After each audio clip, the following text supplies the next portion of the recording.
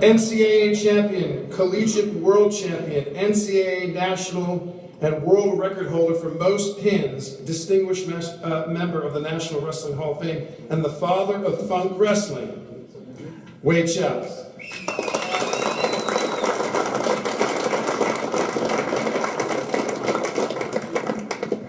Thank you, Billy. I appreciate those kind words. You know, I have to say you were one of my favorite actors. I really look up to you all the time. Matter of fact, I loved you in Hunt for Red October, and Biodome was one of your best movies. I really enjoyed both of those. Regarding tonight's lineup, over to my right we have a barely living legend in Scott Casper, the unofficial voice of wrestling, and America's only special needs announcer. Many of you might not know, but Scott recently wrote an autobiography, which I went out and bought on Amazon.com, but you can also get there. And when I ordered it last week, the site also said that others bought this same item, also bought a rope and a stool.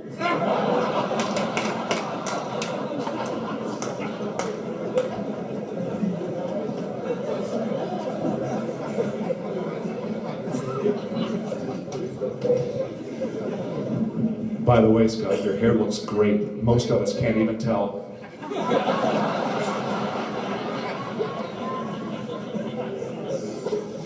And for the third year in a row, we have Wayne Boyd down there, which he's already introduced himself. His friends know him as the Gary Busey of wrestling, which is proof beyond any shadow of doubt that money, fame, and power cannot buy stability.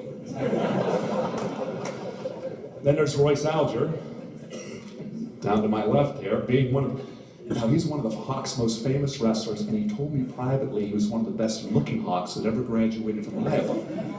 I said, Royce, how the hell that happened? You know, who told you that? He said, Gable told me that. I said, he did? He said, yeah. He said, Royce, he says, if sex with 3 people is a threesome and sex with 2 people is a twosome, then I had to be handsome.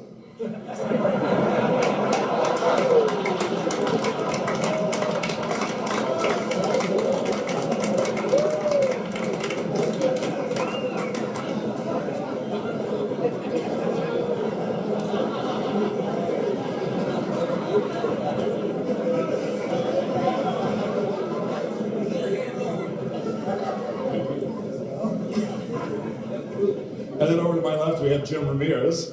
And I don't even know that because I read his card in the front. I don't know who the hell he is, but we have Jim Ramirez over there. Someone said he was a regional salesman for Sominex, and he's a retired comedian. I guess that means you put more people to sleep than Bill Cosby.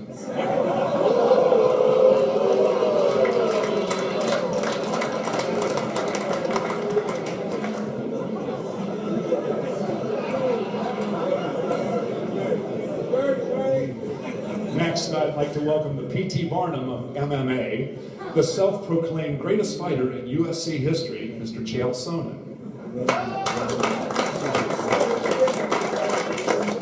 He made it up here this year not because of his talent as a fierce competitor, but due to the fact that we don't require drug testing.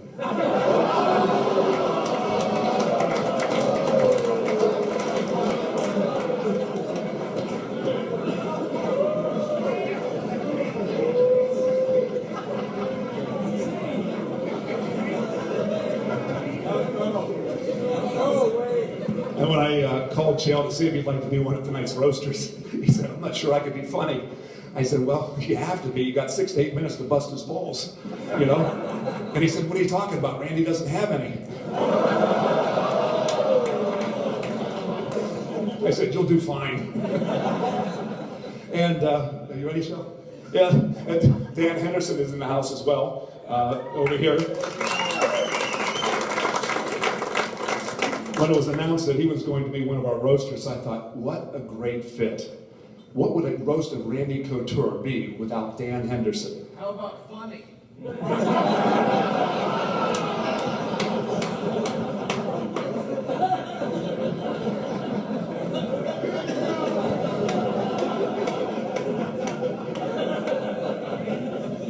Last but not least, we have Rulon Gardner. You know, Rulon, I don't know if you know it, but did you know that 1 out of 4 people weigh as much as the other 3?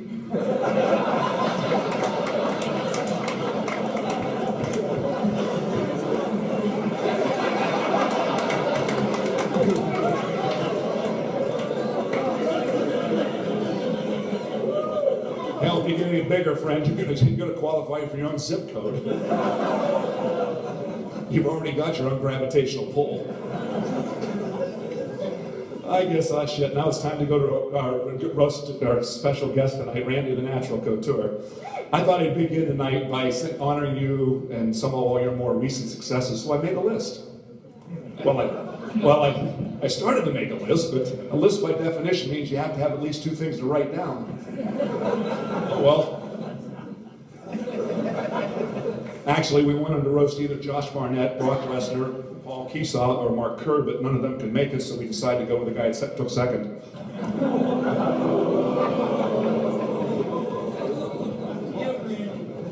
But in all seriousness, Randy, when you were intelligent and talented,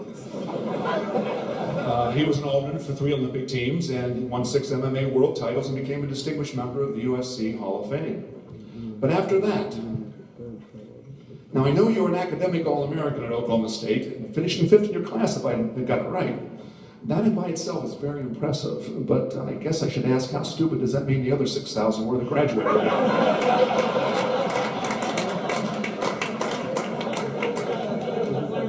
The reason why I'm perplexed a little bit is, how could you have been an academic All-American when you only learned how to count to 4? You know, had they taught you at 5, 6, 7, 8, you'd have done much better on Dancing with the Stars.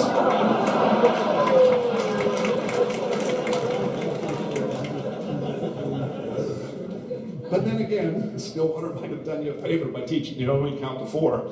You know, had you been able to count from Sharon to Tricia to Kim to Mindy, I would have saved you millions.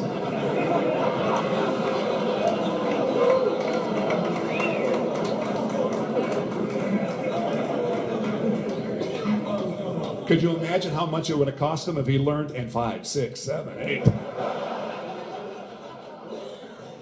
I don't know if you knew it or not, but we tried to get Ronda Rousey here as one of the roasters. We felt it was important to have the appearance that you actually have women friends. But she said no with 8 others, but I wanted to let you know we tried.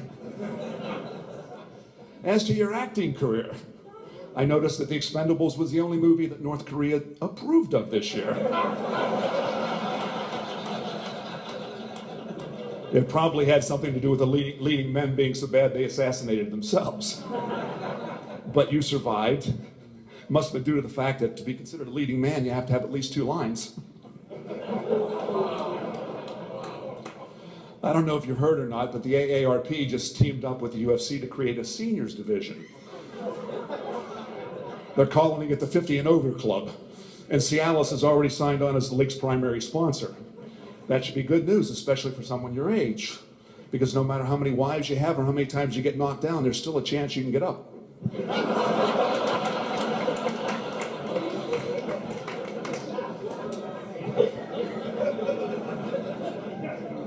Being serious for a moment, if I can, I wanted to know, how's your health these days? I mean, a lot of us are really concerned about it. I mean, you know, really Dana White's not, but the rest of us are. We worry about the number of times, well, you know, you've been hit in the head by all those really big guys, especially when your friends are telling us that every time you go out with Mindy and someone says, nice pair, you think they're talking about your ears.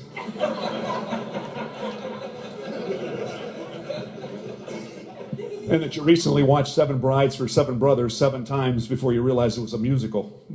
But what most of the fans don't know, all the various charities you're involved in. And that's really great.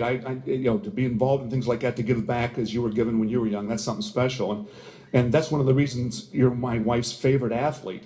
So much so, she said the other day when we were having an argument, why can't you just be like Randy?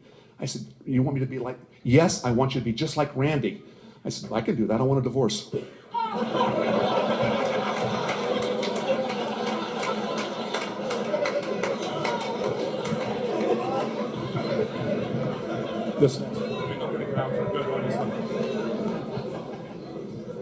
there's another one of his charities. Well, it's really not a charity, but a goal anyway. Is he wants to raise enough money to endow the wrestling program at Oklahoma State.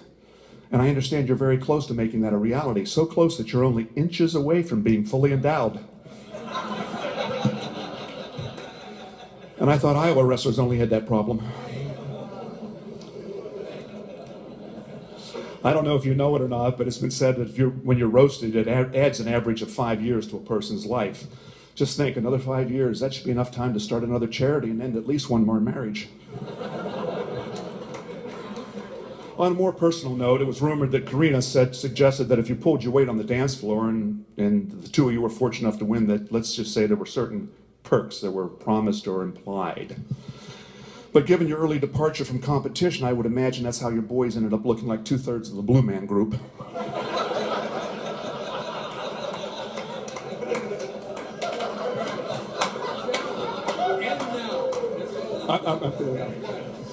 Now I realize I'm piling on with regard to your Baryshnikov on ecstasy demonstration out on the dance floor, but it's only fair at this point that I mention some of the you and Karina's highlights.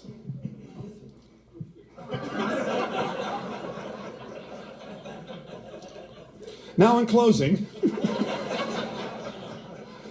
I'd like to thank you a lot, Randy, seriously, for letting us make a lot of fun at your expense. And so I'd like to make it up to you by saying something from the heart. But that's so difficult because what do you say about a man that's a wrestling icon, that's one of the greatest athletes in sports history, someone whose amazing technique was decades ahead of the competition, someone who has excited tens of thousands of fans with his skill, his charisma, and his mental toughness? How do I refer to someone who has inspired countless of young wrestlers to pursue their dreams? Probably the best way is the simple act of saying his name. That should be enough. Wade Schalles.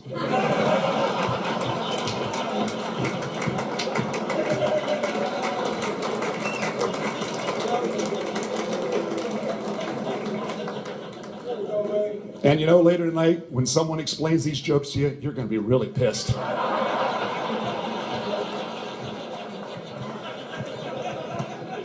Back to you, Billy.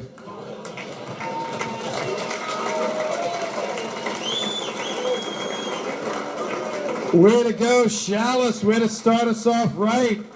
No mercy. No mercy, man.